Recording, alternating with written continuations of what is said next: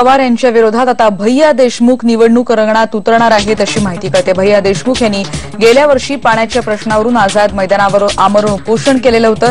अजित पवार जिथून विधानसभा लढवतील तिथून आपण निवडणूक लढवणार असल्याचं भैया देशमुख यांनी म्हटलेलं आहे आणि महायुतीने जर तिकीट दिलं तर त्यांच्या तिकिटावर आपण निवडणूक लढवणार असल्याचं देखील भैया देशमुख यांनी स्पष्ट केलेलं आहे। आपण बघतोय निवडणुकीच्या रिंगणात आता नवीन नाव आलेलं आहे। भैया देशमुख ज्यांनी पाण्याचा प्रश्न उचलून धरलेला होता, ज्यानंतर त्यांनी आझाद मैदानात येऊन उपोषण देखील केलेलं होतं। त्यांनी असं म्हटलेलं आहे की उपमुख्यमंत्री अजित पवार यांच्या विरोधात आता आपण निवडणूक लढवणार आहोत। गेल्या वर्षी पाण्यासाठी त्यांनी केलेलं आंदोलन गाजलेलं होतं आणि या संदर्भात आपण थेट प्रतिक्रिया जाणून घेणार आहोत। आंदोलक भैया देशमुख आता आपल्या सोबत आहेत। भैया देशमुख, तुम्ही जसं म्हणताय की तुम्ही निवडणूक लढवणार आहात आणि महायुतीने जर तिकीट दिलं तर त्यांच्या तिकिटावर निवडणूक लढण्याची आपली इच्छा आहे।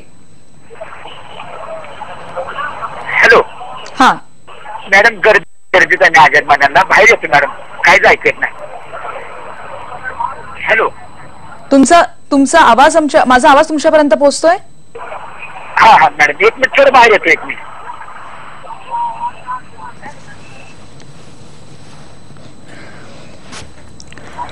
आपण बघतो आताची एक महत्वाची बातमी।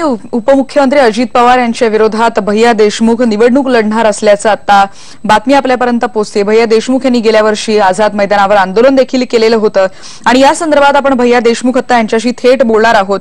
भैया देशमुख, तुम्ही म्हणताय की महायुतीनं तिकीट दिलं तर त्यांच्या तिकिटावर निवडणूक लढवण्याचा तुमची इच्छा असणार आहे। तुम्हाला नेमकं काय म्हणायचं या माध्यमातून? मॅडम, मला असं सांगायचं आहे की आता नुकत्याच झालेल्या लोकसभेमध्ये माहितीसोबत माननीय उद्धवसाहेब ठाकरे आणि स्वर्गीय गोपीनाथ मुंडे साहेबांच्यावर माझी चर्चा झाली होती। त्या टायमाला त्यांनी मला रामदास आठवले साहेब, महादेव जानकर साहेब आणि राजू शेट्टी साहेबांनी निमंत्रित करून बीडच्या महाएल्गार सभेमध्ये मला पाठिंबा जाहीर करायला लावला होता आणि त्यांनी म्हणले तुम्ही आमच्यासोबत बाहेर राहा, आम्ही तुमच्यासोबत राहतो। असा आमचा करार झालेला होता। परंतु विधानसभेला आता 1.5-2 महिने राहिलेले असताना अद्याप त्यांनी इतक्या समन्वय समितीच्या बैठका झाल्या त्यांच्या, परंतु अद्याप त्यांनी मला बैठकीला कुठल्या बोलवलं नाही, निमंत्रण दिलं नाही। तरी पण इथं माझं 40 दिवस मंगळवेढा तालुक्यातल्या 35 गावच्या पाणी प्रश्नासाठी आंदोलन चालू होतं।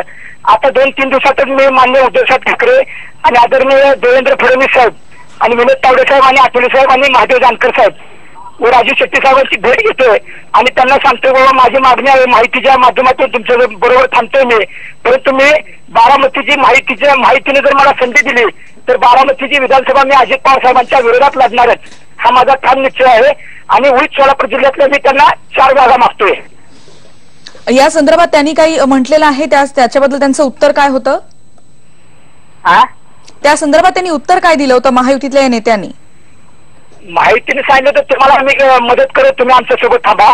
परंतु आता मॅडम, आम्ही किती वर्ष आंदोलनच करत राहायचे, त्यासाठी माझ्या संघटने घेऊन 1-2 माझे आमदार लोकप्रतिनिधी म्हणून विधान भवनात गेले तरच मी महाराष्ट्रातल्या जनतेची सेवा प्रामाणिकपणे करू शकतो। बरोबर, धन्यवाद तुमच्या या सगळ्या प्रतिक्रियेबद्दल। आपण बघतोय अजित पवारांविरोधात रिंगणात उतरण्याचं भैया देशमुख यांचं म्हणणं आहे। बघूयात महायुतीतले नेते यावर काय उत्तर देतात। बघूयात पुढची बातमी।